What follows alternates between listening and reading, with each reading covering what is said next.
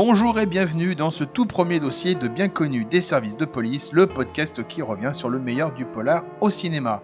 Et cette semaine, la brigade cinéphile se fait une joie d'être sous le haut chapeautage du commissaire divisionnaire Fabrice Calzetoni, responsable de la médiation culturelle à l'Institut Lumière à Lyon-Montplaisir. Merci Fabrice d'être là.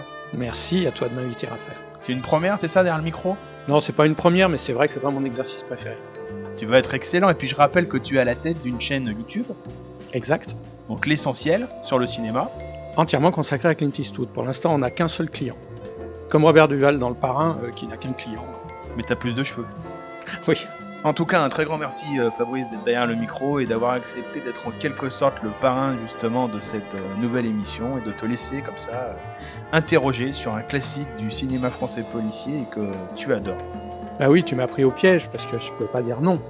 Garde à vue de Claude Miller, c'est un de mes polars préférés. Moi qui adore le polar, qui suis comme toi qui adore le polar, c'est vraiment un de mes polars préférés. Alors avant de commencer justement sur Garde à vue de Claude Miller, ce sera une tradition dans ce podcast, dans Bien connu des services de police avec chaque invité, on va dresser comme ça sa fiche signalétique, sa photo signalétique en deux petites questions. Fabrice, quelle est ta définition à toi d'un bon polar ? Alors un bon polar, d'abord un polar, moi, pour le cinéma, parce que je suis pas quelqu'un qui lit beaucoup, donc je connais surtout le polar par le biais du cinéma. Un bon polar, je dirais, c'est celui que moi j'ai connu dans la grande époque du polar en France, c'était ceux avec des grandes vedettes, c'est-à-dire un polar où l'intrigue est pas forcément mise au premier plan, mais où on suit le déroulement de l'enquête, simplement par le plaisir de suivre les deux enquêteurs, les enquêteurs. Et je prends comme exemple Adieu Poulet de Pierre Garnier de Fer, où c'est pas une enquête vraiment très compliquée, très captivante, mais on suit Lino Ventura et Patrick Devers qui irradient l'écran du début jusqu'à la fin, et moi ça suffit à mon plaisir. Pour ce premier numéro, je vais répondre à cette question. Pour moi, un bon polar, c'est surtout un récit qui est tellement incarné, ancré dans le réel, qu'il en devient au final abstrait, mystique, on pourrait dire, ou à la frontière du fantastique. C'est quand il évoque totalement et frontalement, pour moi, la question de la fatalité, et qui, du coup, débouche vers quelque chose, entre guillemets, de plus grand que nous. On pourrait appeler ça le destin, le hasard, etc. Et c'est vraiment un thème, moi, qui me touche énormément dans le polar en général. Et justement, quel est ton polar préféré ? Deuxième question. Forcément, en consacrant une chaîne à Clint Eastwood, qui est un des géants du polar américain, ça m'est difficile de répondre autre chose que... Alors c'est pas un film de lui, mais c'est un film qui l'incarne tellement, l'Inspecteur Harry de Don Siegel en 1971. Je pense qu'il y a dans ce polar tout le contenu de ce qui pour moi me donne ce plaisir cinématographique. Oui, en plus, c'est le rôle qu'il a incarné, entre guillemets, aux yeux du public, et ça pour toujours, quoi. Dans la légende, Clint Eastwood, c'est Dirty Harry. Exactement, et puis qui lui a pendant longtemps collé une fausse image, et que cette fausse image, je ne fais que essayer de la contredire en disant que il faut pas du tout le cantonner dans ce personnage, et qu'il a été bien autre chose, même à travers les différents policiers qu'il a incarnés. Certains diront même qu'il a construit sa carrière entière après de réalisateur en contrepoint justement de ce rôle. C'est Jean-Baptiste Toré qui défend cette Oui, exactement. Ouais. Cette idée, cette théorie. Et moi, en tout cas, de mon côté, voilà, le polar au cinéma, c'est tellement vaste qu'on peut citer des tas de sous-genres. Et moi, ce serait un film dans le genre en fait du film de gangster. Hein, moi, tout le monde le sait, hein, qui me connaît un minimum. C'est Casino de Martin Scorsese. Voilà, la mafia, Robert De Niro, Joe Pesci, Sharon Stone, Las Vegas. Voilà, que demander de plus ? Pour moi, c'est le meilleur film de Scorsese. De Niro, c'est mon acteur préféré. Donc voilà, c'est le film qui m'a fait aimer le cinéma. Donc je dirais, pour moi, Casino de Scorsese. Alors, première émission, premier dossier, Garde à vue, Claude Miller, réalisé en 1980 et composé d'un casting 4 étoiles, Michel Serrault, Lino Ventura, et puis comme ça en second rôle, qui prête main forte à ce casting, à ce face-à-face, Romy Schneider et Guy Marchand. Et est-ce que tu peux nous faire un petit résumé, tiens, de l'intrigue, par exemple ? Oui, alors on est à Cherbourg, je crois. Hein. Ouais, c'est Cherbourg. Ça, ouais. Pour le 31 décembre. En province. Et, voilà. Et on se retrouve dans un commissariat de police à quelques heures de minuit. Et un notaire qui s'appelle Martineau est convoqué par le commissaire Gallien parce qu'il est soupçonné du viol et du meurtre de 2 petites filles D'une simple convocation, on va passer à la garde à vue. Et puis évidemment, le dénouement de la garde à vue nous dira, bien entendu, ça c'est vraiment l'intrigue principale, si oui ou non il est coupable. Alors du coup, on va peut-être commencer par la genèse du film. C'est un projet soutenu vraiment à la base par Michel Audiard. Michel Audiard, on le sait, hein, c'était un grand lecteur, adepte de la série noire, voilà, cette fameuse collection mythique chez Gallimard sous le chapeautage de Marcel Duhamel après 1945. Et il lisait beaucoup et il était à la recherche à l'époque, il paraît, d'un huis clos entre guillemets à faire pour vraiment mettre en avant ces dialogues extrêmement connus. Et il tombe du coup sur un roman qui n'est pas encore sorti en France, qui s'appelle Brainwash, donc de John Wainwright, titré en français À table. Et très vite, il va du coup développer avec les Ariane Film, avec George Dansinger, je sais pas comment on prononce son nom d'ailleurs.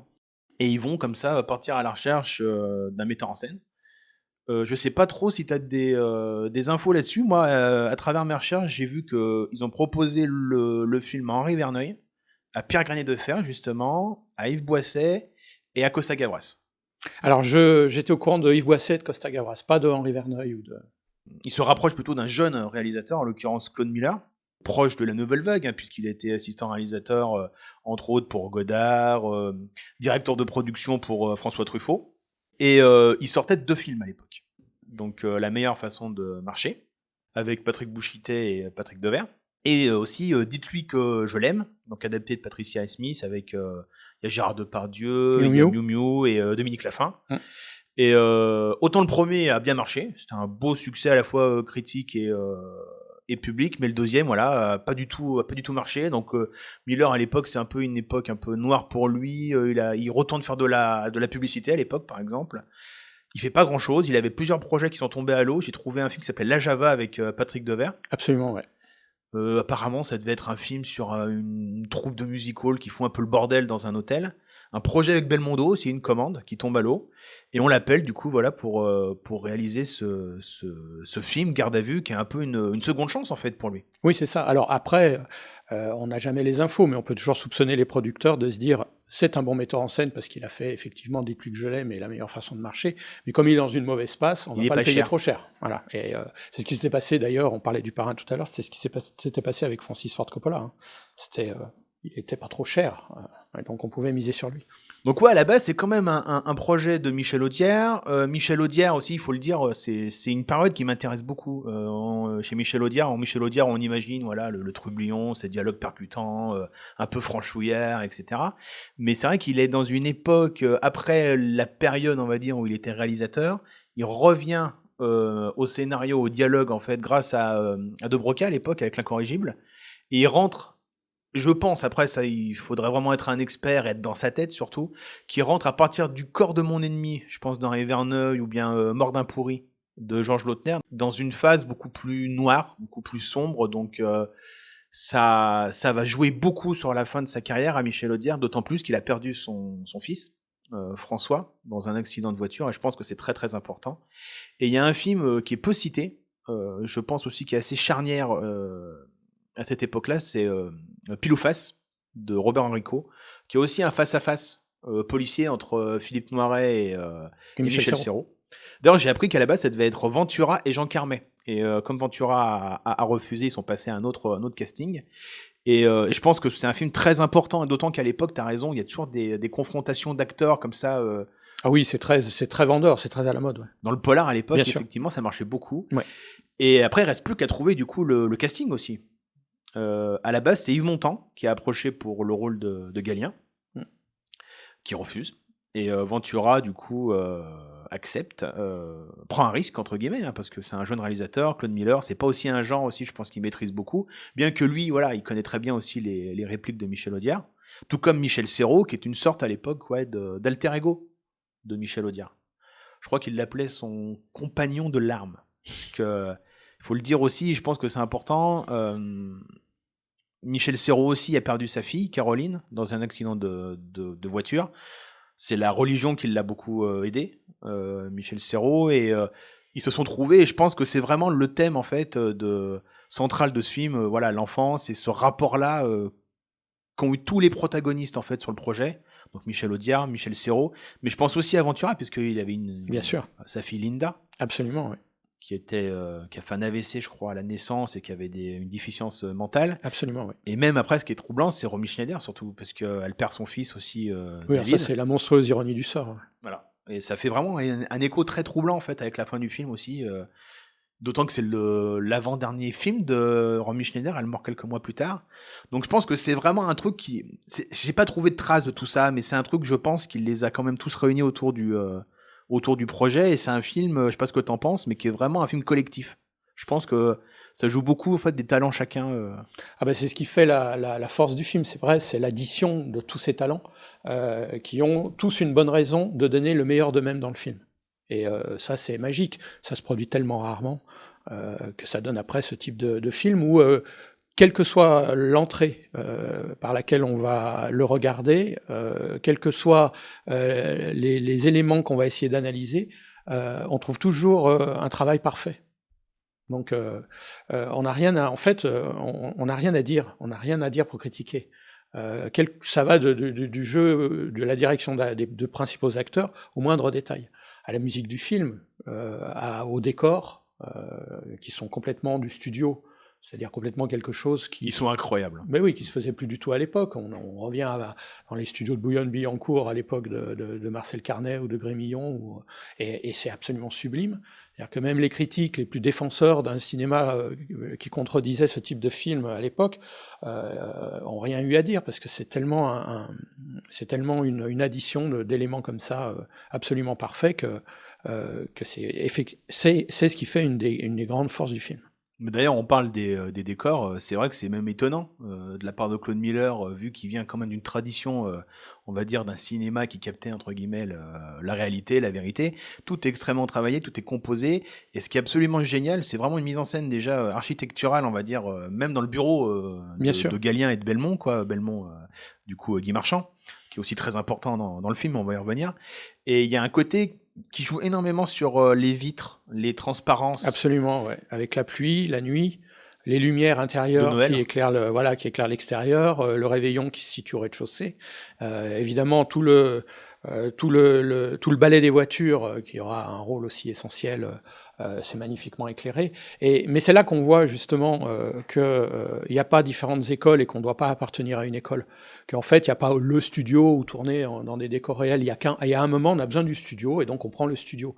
Et le film, Claude Miller, dont tu parles, qui justement venait pas du tout de cette école, eh ben, il n'aurait pas fait le même film s'il avait tourné dans un vrai commissariat, s'il n'avait pas éclairé comme ça.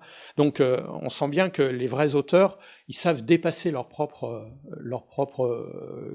méthodologie, voilà, pour aller vers ce qui fera la qualité du film.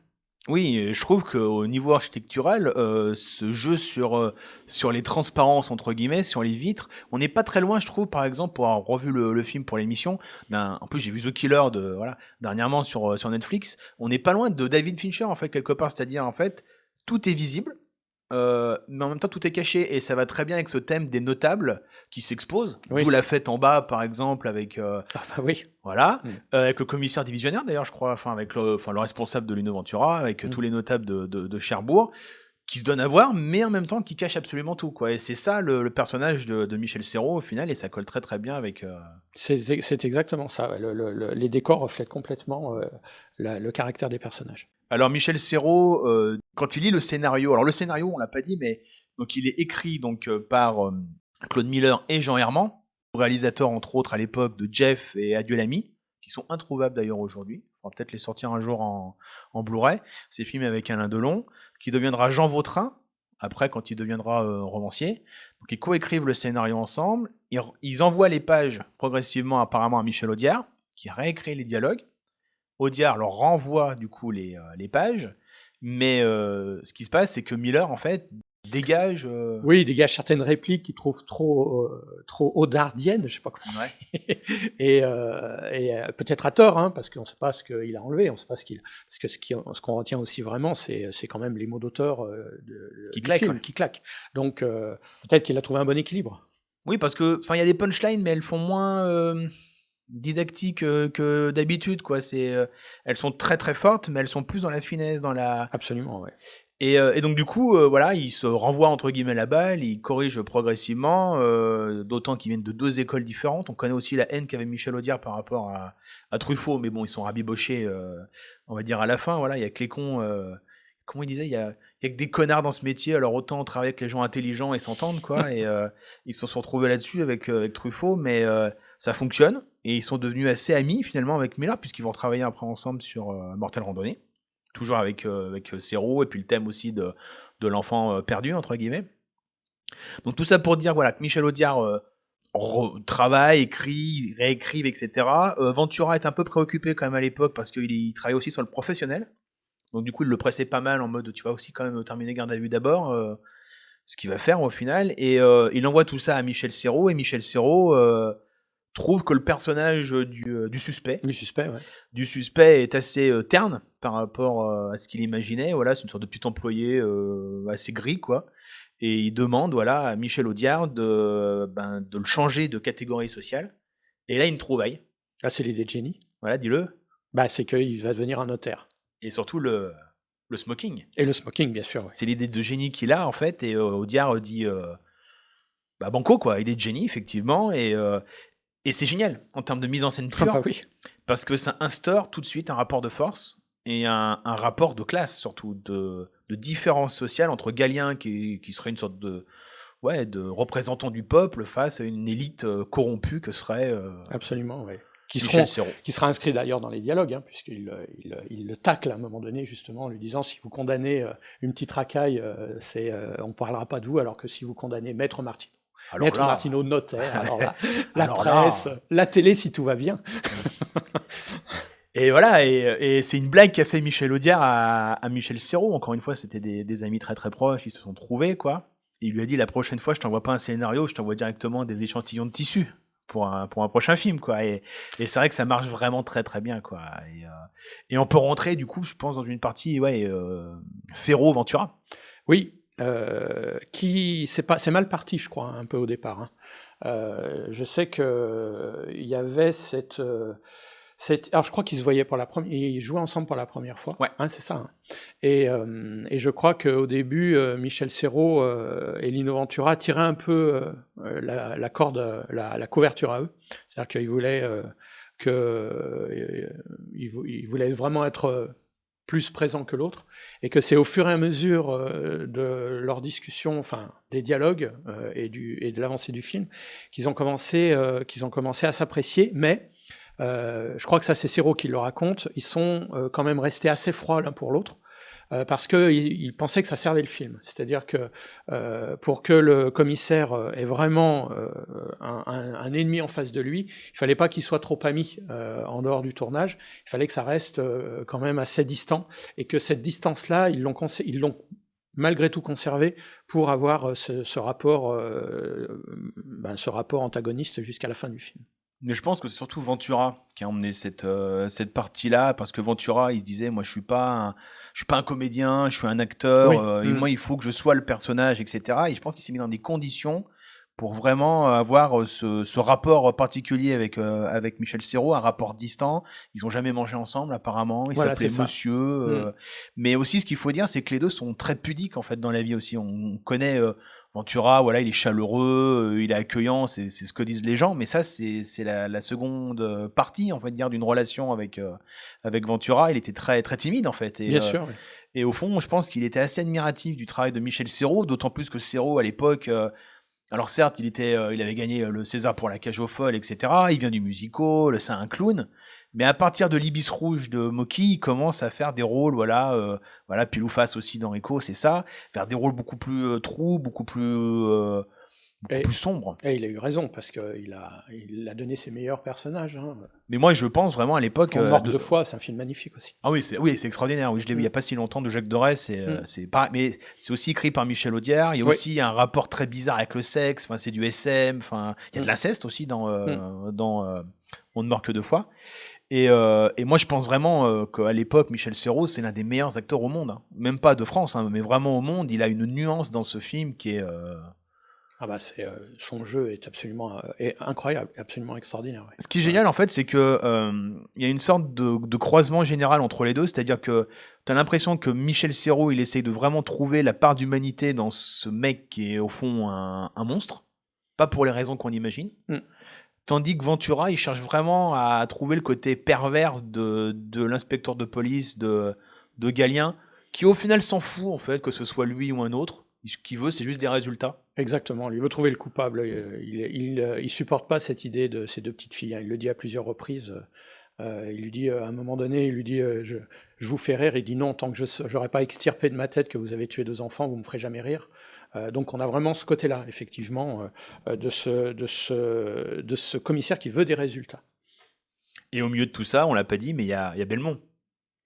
Ah, Belmont, alors, c'est... Guy Marchand. Guy Marchand, c'est magique, c'est absolument magique, parce que donc lui, il incarne un peu cette image qu'on a de la police, le côté un peu blaireau, le côté un peu déconneur. Ouais, beauf. Ouais, beauf, voilà. Probablement à tort, mais qui a été tellement véhiculé par beaucoup de films. Et là, il est absolument magistral dans la manière dont il va décaler le récit. Le récit principal, et notamment en le mettant souvent au second degré. Et c'est ça que moi j'aime beaucoup aussi dans le film. Quand il parle évidemment de la parenthèse physiologique, qui est... Tu peux tout dire ici. Hein. On peut tout dire, oui, oui. Donc, qui est là presque là, ça permet juste en même temps de redire Michel Audiard, parce que si on coupe l'image et qu'on écoute simplement les dialogues, on a de la musique. Quand il dit « bandé par un temps pareil, il faut le faire », et que Serrault lui réplique « et le jour de la reconstitution, on tirera l'affaire au clair », enfin, c'est de la musique, c'est de la chanson, quoi. C'est absolument incroyable. Quoi. Donc ça, c'est ce petit décalage que j'aime beaucoup et qui, pour moi, rejoint les grands, qui rejoint les grands auteurs du polar. Je pense à Simenon, par exemple, dont les intrigues étaient souvent assez minces, mais il y avait tellement de beaux personnages écrits par lui, et notamment des personnages secondaires, que ça fait vraiment la force du récit. Quand, par exemple, ils vont... Martineau demande un café, et que, parce qu'il a donné toute sa monnaie à Ventura un quart d'heure avant, il dit c'est l'inspecteur Belmont c'est l'inspecteur Galien qui a les pièces. Enfin, voilà, ça fait partie de tous ces petits décalages qui sont le bonheur d'avoir Guy Marchand dans ce second rôle. Et en plus, Claude Miller, encore une fois, c'est un orfèvre de mise en scène, parce que il se repose toujours sur lui, en fait, dans les rapports de force, dans l'équilibre qui n'arrête pas de changer, en fait, que ce soit Martineau qui prend le dessus, ou bien des fois c'est Galien, soit Ventura, soit Michel Serrault. Il y a toujours au centre de l'image et du cadre, il y a Belmont, et il s'appuie l'un ou l'autre sur lui pour prendre l'avantage, en fait, sur l'adversaire. Exactement. Et d'ailleurs, quand tu parles de mise en scène et sur justement la direction d'acteur, on sent dans cette idée d'orfèvre chez Claude Miller la différence de ton du film, quand le ton du film doit changer, parce qu'on a des nouveaux éléments d'enquête là qui vont, moi je révèle pas la fin évidemment, hein, mais qui vont faire que on va de plus en plus soupçonner Serrault, et là on arrête le jeu en gros, et il trouve le moyen d'éliminer le personnage de Belmont pour le remplacer par Pierre Maguelon, où là le film devient tout à fait un rapport classique, où il n'y a plus ce second degré, où il prend simplement des notes, et où il est là simplement en arrière-plan, et donc le changement de ton du film, qui a fait beaucoup de polars à l'époque, lui, les Brigades du Tigre à la télé. Les Brigades du Tigre, bien sûr, puis c'est un second couteau très, très célèbre, mais le changement de personnage indique aussi le changement de ton. Et d'ailleurs, pour continuer sur la mise en scène de Miller, il y a un truc qui est vraiment impressionnant aussi, les profils. C'est-à-dire qu'il joue beaucoup sur les profils à des moments clés de l'intrigue. Tu vois, par exemple, quand les masques tombent à un moment donné avec Michel Serrault, j'ai tout bien noté, hein, quand ils pensent en fait qu'ils tiennent le coupable, tu sais, il leur assène ça, etc., et qu'il veut partir, il y a un profil, un champ contre champ en profil entre Ventura et Serrault. Quand Romy Schneider aussi fait ses révélations, on va dire, très intimes, dans le bureau très sous-éclairé, là aussi c'est du profil. Et le rapport à la petite fille, Camille, donc Elsa Lungini, qui deviendra Elsa tout court. Cette vérité-là, entre guillemets, du rapport qu'il a avec cette petite fille, il est aussi en profil. Donc en fait, la vérité, entre guillemets, éclate toujours, mais d'un pas de côté. C'est un face-à-face, mais la vérité, elle est de côte à côte. C'est capital pour ce type de film, parce que ce type de film, on a souvent tendance à les cantonner dans des films littéraires, entre guillemets, c'est-à-dire, comme je viens de dire, des films qui s'écoutent. Or, il est verbeux comme film. Et voilà, c'est ça. Et donc, on a tout de suite tendance à avoir ces idées préconçues et reçues, de se dire, ah ben, c'est des films qui sont plus intéressants pour leur scénario, pour leur écriture, que pour leur mise en scène. Or, on s'aperçoit que ce qui va magnifier l'écriture, c'est justement ces idées de mise en scène. Et pareil, t'as l'idée du reflet. Il y a une sorte de petit miroir hein, vers le bureau de Galien, en fait, où quand il fait ses révélations sur le voyage de noces à Venise avec sa femme et comme quoi leurs relations sont détériorées, là, il arrête de mentir un petit peu, là, Michel Serrault. Donc là, il est face à un miroir. Et pareil, après, quand Belmont lui casse la gueule et qu'il il se met son petit bandage, il se nettoie, etc. À l'eau, au fond, il y a une sorte de lavabo. Pareil, il dit, en fait... il dit ces quatre vérités, il prend le dessus en fait à chaque fois dans ces moments-là en fait. Michel Serrault, il dit qu'il préfère finalement Belmont que Galien parce qu'au moins il est honnête lui. Oui, c'est ça. Et là, il y a les deux catégories de flics, les spontanés et les tordus. Oui, c'est vrai, oui, c'est vrai. Ouais. Vous faites partie des tordus. Mais c'est vrai en même temps parce qu'ils ont vraiment tous un caractère bien différent quoi. Il est précis Galien et on va dire roteur, là où Belmont est vraiment impulsif et pervers, mais une sorte de perversion, on va dire plus de bestiale en fait, c'est-à-dire de corps à corps. Oui, tout à fait. Ouais. Et là, du coup, voilà, dans ces moments-là, face au miroir, il y a vraiment, c'est face au reflet finalement, en se dédoublant que Michel Serrault en fait, il se révèle aussi. Donc c'est magnifique et il y a aussi ces plans qui sont très importants dans le film, mine de rien, c'est les inserts. Tu sais, quand on évoque la corne de brume, le phare, les inserts extérieurs qui ont aéré l'espace. Oui, non, oui, ça aère, mais en fait, pour moi, il y a presque un sentiment de claustrophobie, parce que je sais pas ce que tu en penses, mais je pense que c'est des images mentales de Galien, en fait. Ah bah complètement. Complètement, d'autant qu'on voit qu'à chaque fois, les personnages... Il y a un plan très très beau quand il est censé être sur la plage de Saint-Clément et avoir été dans ce bar. Donc on voit le plan du bar, et on a au fond... moi j'ai vu ça que chez Argento, hein, par exemple, où on a des figurants fixes qui sont comme dans des... Oui, dans Ténèbres, il y a ça, par exemple, sur la plage. Voilà, c'est ça. Et donc, on a ce couple de retraités, on se demande ce qu'ils font là à 2h du matin, qui sont au fond et qui bougent pas, et qui donnent l'impression d'être Polanski derrière sa fenêtre dans le locataire. Et c'est là, effectivement, qu'on voit que c'est pas du tout une image réaliste, mais une image complètement mentale. Comme s'il manquait un truc, il se dit, Galien, en fait, pour combler ce vide, il faut Martineau. Tout à fait. Et c'est vraiment des plans assez saisissants, mais que je trouve très claustro, tout autant que le huis clos dans le bureau entre les deux personnages. C'est là où les décors sont essentiels, parce que ce que tu dis là sur les plans extérieurs, on a exactement la même chose sur le Noël, quand il raconte le Noël. On voit bien que c'est un Noël qui n'existe pas, c'est un Noël fantasmé par elle. La manière dont il est filmé, les éclairages. Oui, c'est brumeux, vaporeux. Il y a des loupiottes de partout. Moi, j'aimerais bien vivre un Noël comme ça. C'est un Noël de Walt Disney, quoi. Enfin, c'est pas du tout un Noël réaliste. Et du coup, il faut dire que le tournage a duré, je crois, 4 semaines à peu près. Ça a été très dur. Parce que quand on voit voilà, les deux bêtes, Ventura et Serrault, ils ont surtout deux techniques différentes, deux méthodologies différentes. Par exemple, Ventura, il fait 15 prises, il fait 15 fois le même geste, son fameux truc du front, il se il se frotte les yeux, il se pince le nez, etc. Il le fait 15 fois à la suite. Là où Serrault, lui, c'est un casse-tête de script. Il fait toujours un truc différent. À chaque fois, à chaque prise, il changeait. Il modifiait, il cherchait un nouveau truc. Donc un coup, il se mettait la main dans les cheveux, il touchait son nœud papillon, il fumait une clope, il touchait un truc sur le bureau. Donc il paraît vraiment infernal, mais quand on voit le résultat, c'est un classique aujourd'hui du cinéma français. 4 Césars, on a dit entre nous tout à l'heure. 4 Césars, sur 6 nominations. Donc meilleur acteur pour Michel Serrault. Meilleur second rôle pour Guy Marchand. Tellement mérité. Bah, les deux, c'est... voilà. Bah oui. Et du coup, meilleur scénario pour du coup Audiard, Jean Herman et Claude Miller. Le seul scénario de Michel Audiard. César de Michel Audiard. Ouais. Et du coup, meilleur montage pour Alfred Jugerson. Et on peut signaler aussi la musique qu'on n'a pas trop évoquée. Oui. La musique de Georges Delrue.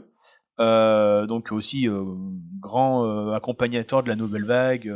Et qui donne le ton du film dès les premières notes.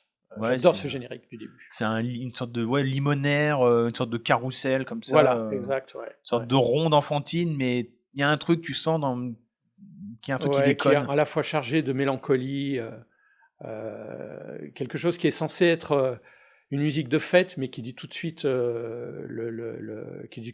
qui annonce quelque chose de sordide. Enfin, Il y a un c'est truc très qui très va beau. pas. Il y a un truc qui va pas. C'est trop joyeux pour ce Mm. type de film. Ouais, ouais, ouais. Il y a un décalage qui est. Qui est ce décalage entre un homme qui risque d'être aussi qui est le film, qui est ce décalage entre des gens, justement des notables qui font la fête de la police, et puis en haut quelqu'un qui va être injustement ou pas condamné à vie.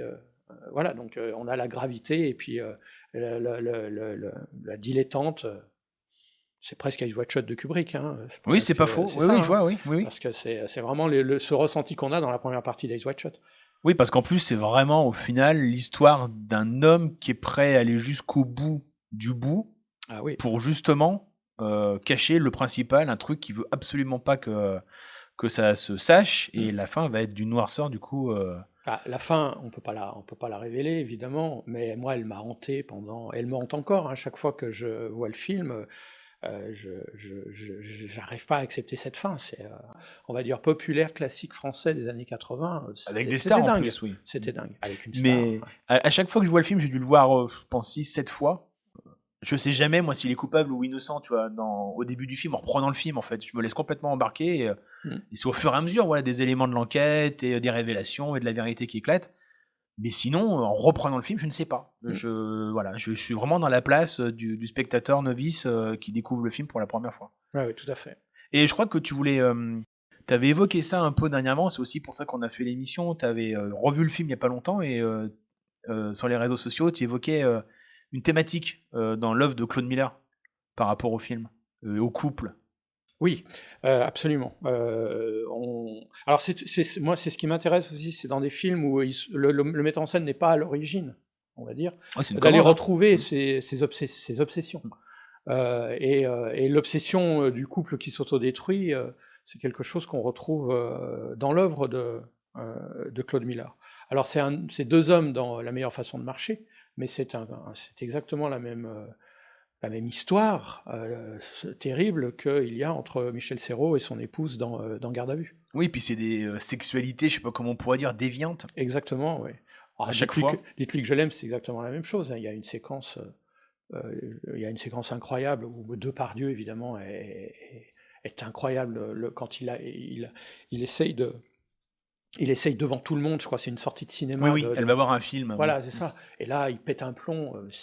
Mais c'est un stalker, en fait. C'est un harceleur. Exactement. Et même aussi, je pense, dans La meilleure façon de marcher, Michel Blanc aussi, qui regarde des images porno au milieu de la colo. Oui, non, mais c'est... Ouais. Donc voilà, on voit une vraie cohérence, et c'est vraiment pour moi, c'est le meilleur film de Claude Miller. Hein. Au final, de toute son œuvre... en tout cas, moi, c'est celui que j'ai le plus de fois revu. Celui que je prends le plus de plaisir à voir. Et quand on voit les réactions des gens, le film est repassé, c'est vraiment un hasard, puisqu'on a préparé l'émission assez longtemps à l'avance. Hein. Il est passé à la télévision, et sur les réseaux, effectivement, beaucoup de gens disent « mais c'est un chef-d'œuvre, c'est un classique, les acteurs sont... Oui, c'est ça aussi, c'est que... ça, c'est vraiment important de le dire, c'est que c'est un cinéma français qui n'existe plus non plus aujourd'hui, parce qu'il n'y a plus les acteurs. Voilà, pour incarner ce cinéma. C'est ce qu'on disait, c'est ce qu'on dit beaucoup de la grande comédie à l'italienne et d'un cinéma italien qui n'existe plus, parce qu'il n'y a plus les colonels, il n'y a plus Nino Manfredi, il n'y a plus Alberto Sordi, il n'y a plus Vittorio Gassman, il n'y a plus Tognazzi.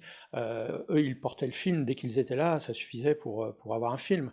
Et c'est exactement le cas de Garde à vue. Et je voulais juste la profiter de mon grand âge, parce que j'ai vu Garde à vue à sa sortie.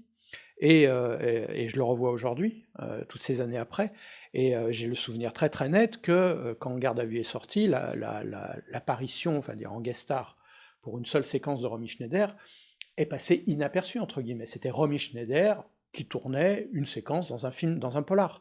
Or, aujourd'hui, quand on revoit Garde à vue, et qu'on sait évidemment ce qui s'est passé après, son destin. Et qu'on est toutes ces années après, et que Romy Schneider, des actrices justement comme Romy Schneider n'existent plus, l'apparition de Romy Schneider dans Garde à vue est un moment sublimissime. Oui, c'est un spectre, elle est déjà morte. Ah mais c'est incroyable, absolument incroyable. Ça me fait penser à à une phrase de Danet qui disait: «On prenait ça comme le tout venant et on ne savait pas que c'était la fin».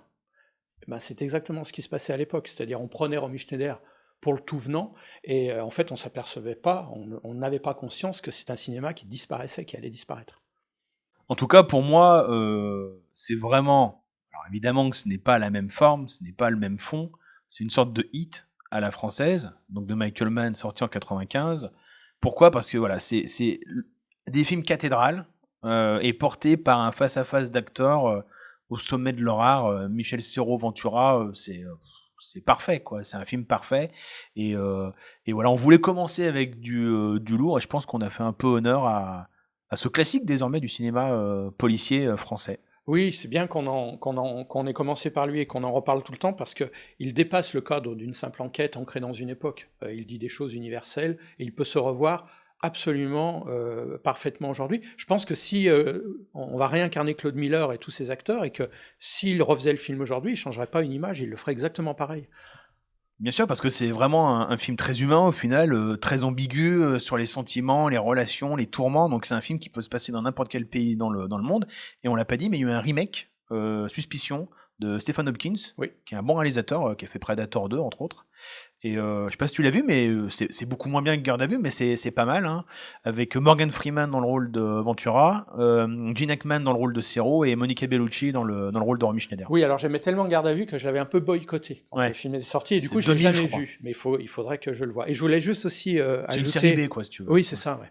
Je voulais juste ajouter, avant qu'on se sépare, parce que justement c'est des sujets aujourd'hui dont on brise le silence. Oui, c'est vrai. Ouais.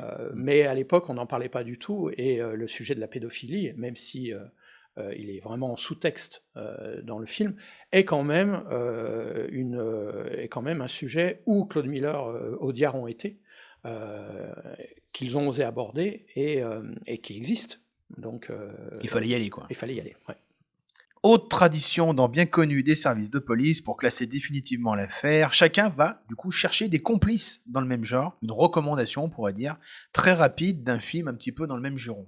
Alors Fabrice ? Alors moi j'ai envie de défendre et de redire encore que c'est un des plus beaux polars du cinéma français, et justement parce qu'on parle de garde à vue, une des plus belles gardes à vue du cinéma français, c'est le film de Jean Delannoy, qui date de 1959, et qui s'appelle Maigret tend un piège, avec Jean Gabin, et qui traque le tueur du Marais, et ce tueur du Marais, celui dont on soupçonne qu'il est le tueur du Marais, c'est Jean de Sailly.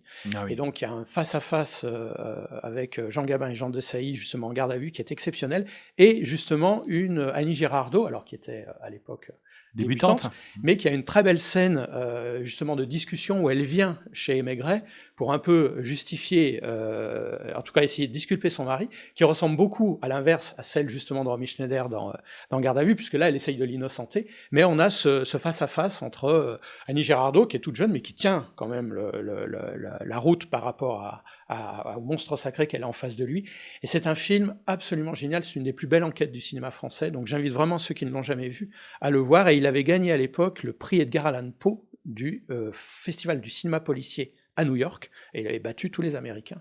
Donc, mais 59, malheureusement, c'était pas une époque où on défendait ce cinéma, et il est passé à la trappe.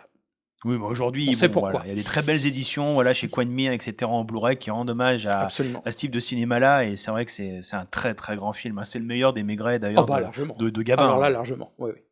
Alors de mon côté, moi je vous invite à jeter un coup d'œil ou revoir du coup Flick Story de Jacques Doré, qui était co-président de l'Institut Lumière d'ailleurs. Oui. Et oui. 75. Roger Borniche. Voilà, oui, exactement. Donc, comment on pourrait dire, un face-à-face, effectivement, entre une figure de flic, voilà, mythique, Roger Borniche, face au criminel dangereux Émile Buisson dans un Paris comme ça, d'après-guerre. Et pourquoi ? Parce que voilà, effectivement, comme Garde à vue, c'est la confrontation de deux stars, de deux styles différents. En l'occurrence, Alain Delon, voilà, dans la peau d'un flic à qui on la fait pas, et Trintignant, qui est absolument glaçant dans un psychopathe pervers, roteur, malin, insaisissable. Alors là, je dévoile rien évidemment, mais l'arrestation d'Émile Buisson dans le restaurant est pour moi la plus grande scène du cinéma français, du polar du cinéma français. Je pense aussi, et j'irai même plus loin. Moi, c'est encore une fois, c'est mon obsession. Vous allez voir dans cette émission. Pour moi, c'est pareil, c'est la séquence du diner dans Hit. On est vraiment dans. Complètement. Ouais. Et après, ce qui va en découler, c'est-à-dire une sorte de sentiment de respect mutuel et de compréhension de l'autre. Tu sais, alors qu'il y en a un qui est flic, l'autre qui est voyou, et qui s'installe entre eux et qui est absolument admirable. Et je vois ça que chez Michael Mann, quoi. Donc voilà, Complètement. Flick Alors, Story 75, Jacques Doré, qui est très facilement trouvable en Blu-ray, qui a été restauré dernièrement. L'enquête est close, on classe l'affaire et on place du coup garde à vue en garde à vue. Un grand merci Fabrice merci à toi, d'avoir joué le jeu, du chat à la souris presque, parce qu'on était en face à face, hein, n'est-ce pas? pour ce premier numéro, et j'espère te retrouver très vite, peut-être pour évoquer d'autres polars. Avec plaisir. Et je rappelle à nos charmants auditeurs, voilà, que vous pouvez aller jeter un œil sur tes vidéos et ta chaîne YouTube, du coup, l'essentiel. Et tes vidéos dans lesquelles tu as participé. Oui. Puisqu'on te voit pour l'essentiel sur Jezebel sort la loi et le maître de guerre. Et pas les plus mauvais. Hein. Ah non. On se retrouve du coup très vite pour évoquer un autre polar au cinéma, et en attendant, n'hésitez pas à vous abonner sur nos réseaux sociaux, sur la chaîne YouTube de l'émission, à la partager si cela vous a plu, ou mettre des étoiles, le maximum d'étoiles sur les applications de podcast. Merci encore et à très vite dans Bien connu des services de police.